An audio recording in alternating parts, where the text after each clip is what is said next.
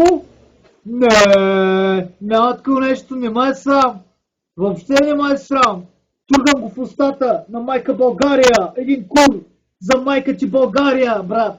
Голям българин стана. Българин да се нарича. Къде беше тази песен на съда за отбора? Айде, България, майка България. Значи един кур за майка ти България, брат. Въобще не ме пука, басах и майката в устата на тази скапана, мръсна, ганна, бедна, мизерна, противна държава, майка ти България е най-мръсната и бедна държава и най-малката плюс това.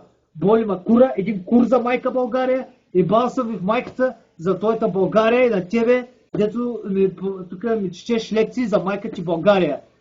Кола ми е хубаво на майка ти България, че всички тук в България с големите политици взимат многото парички и се тъпчат задниците, а пък дават на вас трохичките там някакви да дадете трохички, палячи от съсмотане.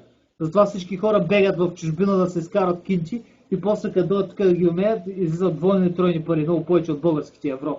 Ама вие се смешите си паляци, обичайте си майка България! Аз уважавам Америка, просто ме мечта да живея в Америка и ако съм манал тук и живея в Америка, направо банкет ще направя, брат, в Америка, банкет. Ама мога да се отида, когато се пуска в Америка, имаме парички. Мога да отида да живея в Америка, просто не знам езика. Просто мога да чета на този език, но не го знам да го говоря, да го изговарям, разбираш. Но ако го знам, веднага ще изчезвам от БГ. Махам се от скапаната България, па весе точи така в мизерната България.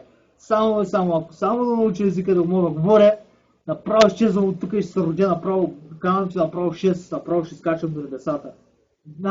Един кур за майка ти България, въобще не ме е срам да гледа в путката май на шивата България.